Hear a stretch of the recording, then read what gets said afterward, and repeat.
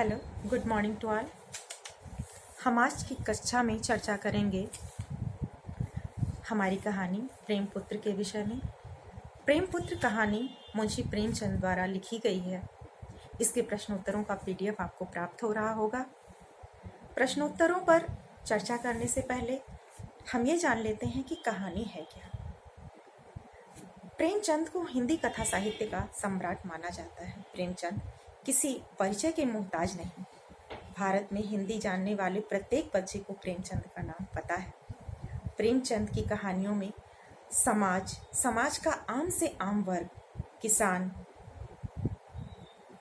जमींदार, घरेलू स्त्रियां, विवश स्त्रियां, बेमेल विवाह, अनमेल विवाह, ऐसी तमाम व्यवस्थाओं पर उन्होंने अपनी कहानियों की रचना की है, जिसके विषय में हम सभी जानते हैं। गबन, गोदान, निर्मला विशेष रूप से इनके द्वारा लिखे गए उपन्यास हैं, जिनकी चर्चा हर किसी के पास मौजूद है, जिनके बारे में हर कोई जानता है। मुंशी प्रेमचंद उपन्यास और कहानी दोनों ही क्षेत्रों में सम्राट माने जाते हैं।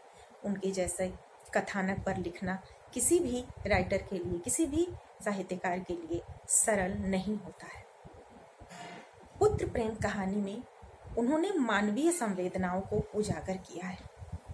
समाज में धन अर्जित करना प्रत्येक व्यक्ति की चाह होती है, पर धन का उपयोग कैसे किया जाए, यह अलग अलग व्यक्ति अलग अलग मत रखते हैं।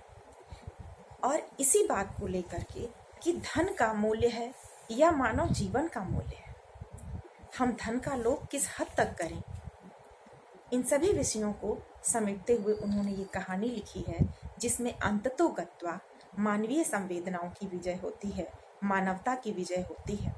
उनकी कहानियां शुरू तो होती हैं ऐसी समस्याओं से जिनमें प्रारंभ में लगता है कि हाँ, ये सामाजिक समस्याएं ही बलवती हैं और इसका हर पात्र अपनी जगह सही है, लेकिन कहानी के अंत तक पहुंचते पहुंचते मानवतावादी आदर्शों का सृजन करना ही कथाकार मुंशी प्रेमचंद का उद्देश्य रहता है। मुंशी प्रेमचंद ने इस कहानी में स्पष्ट रूप से लिखा है, अगर आप ध्यान से पढ़ें तो मुख्य पात्र इसके हैं बाबू चैतन्य दास। बाबू चैतन्य दास एक ऐसे व्यक्ति हैं जिनके पास आप पैसों से संबंधित कोई बात आसानी से नहीं कर सकते। उन्हें अर्थशास्त्र का इतना अच्छा ज्ञान है कि वह किसी भी आवश्यकता पर खर्च करने से पहले 100 बार सोचते हैं, और सिर्फ सोचते ही नहीं हैं, बड़े चुटेले अंदाज में मुंशी प्रेमचंद ने उनके विषय में लिखा है कि यदि कोई अपनी आवश्यकता लेकर उनके पास पहुंच जाता है तो पहले वह उस पर विचार विमर्श करते हैं कि इससे मेरा भला होगा या तुम्हारा भला होगा, या दूसरा पक्ष जो आवश्यकता को लेकर जाता है, यदि दोनों में से किसी एक का भी भला ना हो या भला कम होता दिखे तो वो उस आवश्यकता का गला वहीं दबा देते थे। उस आवश्यकता का गला दबा देते थे, इसका मतलब यह है कि वह उस विषय पर पैसे खर्च करने से साफ साफ मना कर देते। इसे बड़े व्यंग्यात्मक शैली में और बड़ी मुहावरेदार चुटीले शैली में उन्होंने इस बात को रखा है। इतने कंजूस पिता की 2 संतानें थीं। धन के साथ साथ उन्हें अपने पुत्रों से भी बड़ा लगाव था। इसलिए नहीं कि वह पुत्रों से सिर्फ पुत्र होने के नाते स्नेह करते थे। भारत में पुत्रों से विशेष स्नेह रखना सामान्य रूप से देखा जा सकता है, लेकिन यहाँ पुत्र प्रेम में धन प्रेम भी जुड़ा हुआ था। उनका सोचना था कि जैसे मैं बैरिस्टर हूँ, मैं एक वकील हूँ, वैसे ही मेरे बेटे भी एक दिन बड़े वकील बनेंगे और खूब सारा पैसा कमाकर घर भर देंगे। जैसे मैंने पैसे जोड़े वैसे ये भी खूब सारा पैसा जोड़कर मुझे ढेर सारे धन का स्वामी बना देंगे और मेरे घर में धन संपदा भर जाएगी। इसी प्रकार की विचारधारा के साथ वो अपने बच्चों को पढ़ाते हैं और उनके बच्चे बीए कर रहे होते हैं। बीए के बाद उन्हें उन बच्चों को एलएलबी करवाना होता है। बच्चों को कानून की पढ़ाई करवाने की उनकी बड़ी विशेष इच्छा रहती है, और इसीलिए सबसे बड़े पुत्र को, जो फाइनल ईयर का स्टूडेंट होता है, उससे वे बड़ा स्नेह करते हैं कि सबसे पहले तो यही मुझे कमा कर देगा। इस विचारधारा के साथ उसकी बड़ी सेवा शुश्रूषा भी की जाती है, उसे बड़ा मान सम्मान दिया जाता है कि अब बच्चा बीए पास होने जा रहा है, अब यह जल्दी से ला करके जल्दी से कानून की पढ़ाई करके मुझे ढेर सारे पैसे कमा कर देगा। पर होने को कुछ और ही मंजूर होती है। धीरे धीरे बीए पास करते ही कुछ समय बाद उसे बुखार आने लगता है। बुखार आने लगता है, बुखार बढ़ता जाता है और ठीक नहीं होता। सामान्य रूप से वो इलाज करवाना शुरू करते हैं, क्योंकि पुत्र के प्रति मोह है। वह स्वस्थ होगा तो वह कमा कर लाएगा। पुत्र के प्रति यह मोह उन्हें उसका इलाज कराने को विवश करते हैं, लेकिन उसका इलाज करने वाले डॉक्टर धीरे धीरे बताते हैं कि उसका ज्वर सामान्य नहीं है, उसे तपेदिक हो गया है, यानी टीबी हो गया है, ट्यूबरकुलोसिस। और वो कहते हैं इसके इलाज के लिए इसे बहुत ठंडी जगह पर भेजना आवश्यक है।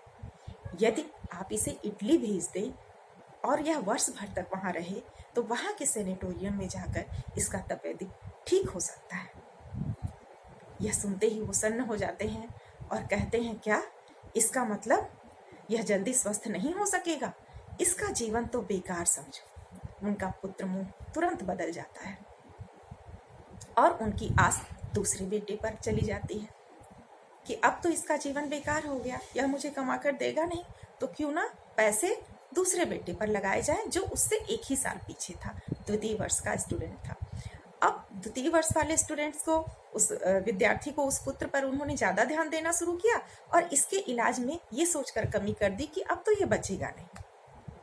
उनको फिर से धन मोह सताने लगा कि मैं 3,000 रुपये क्यों व्यर्थ करूं। धीरे धीरे डॉक्टर ने पुनः उन्हें समझाने की कोशिश की कि यदि आप इन्हें जल्दी ही इटली नहीं भेजेंगे तो आपके पुत्र की जान जा सकती है। वो पूछते हैं, क्या ये ठीक हो जाएगा? यह 100% सही है? तो डॉक्टर बताते हैं, देखिए, ऐसी बातों में हम संभावना ही कर सकते हैं, निश्चित रूप से कुछ कह नहीं सकते। तब वे कहते हैं कि जब आप निश्चित रूप से नहीं कह सकते तो मुझे बरगलाने की जरूरत नहीं है। मेरे 3,000 रुपये भी चले जाएं और पुत्र ठीक भी ना हो, इससे क्या फायदा? यह सुनकर उसकी माँ परेशान हो जाती है। उसकी माँ तपेश्वरी बहुत लड़ती है और कहती है कि आखिर तुम्हारी जायदाद पर आधा हिस्सा उसका भी तो है, वह भी तो तुम्हारा पुत्र है। उसकी जान से ज्यादा तुम्हें अपने धन की परवाह है।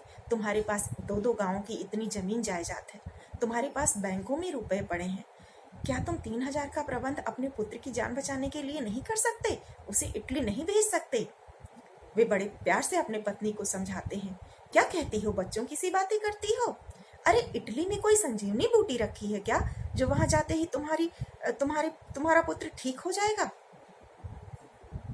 इस प्रकार की विचारधारा सुनकर तपेश्वरी हतप्रभ रह जाती है। वह माँ थी, वह रोती है, कलपती है, बहुत समझाने का प्रयास करती है, लेकिन वो टस से मस नहीं होती। उनका कहना था, परिश्रम से संचित जायदाद जो पुरखों ने मुझे दी है, मैं उसे व्यर्थ की आशंका पे खर्च नहीं कर सकता। और इस प्रकार उनके धन लोभ के कारण धीरे धीरे उनका पुत्र, जो पढ़ने में बड़ा ही मेधावी था, वह दिन रात अपनी शारीरिक स्थिति की तुलना पुस्तकों में लिखे हुए तपेदिक के उस मरीज के साथ करता था जितनी उसकी स्थिति थी। बड़ा ही विचारशील पुत्र था, लेकिन धीरे धीरे वह अपने पिता की कंजूसी का शिकार हो गया। इतने कृपण पिता कि उन्होंने पुत्र के जीवन को भी जीवन न समझा। उनके इस कृपणता का परिणाम यह हुआ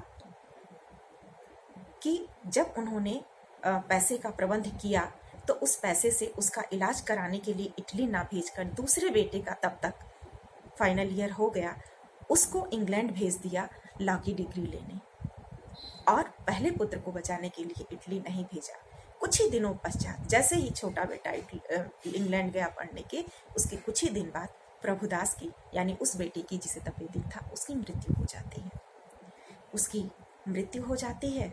उसके बाद क्या होता है, कहानी में घटना चक्र किस प्रकार मोड़ लेती है, और उसके बाद उनके हृदय पर क्या प्रभाव पड़ता है, उनकी संवेदना जागती है कि नहीं, उसके बाद उनके जीवन में क्या परिवर्तन आता है और किस प्रकार का निर्णय उसके बाद में लेते हैं, इसकी चर्चा हम अगली कक्षा में करेंगे।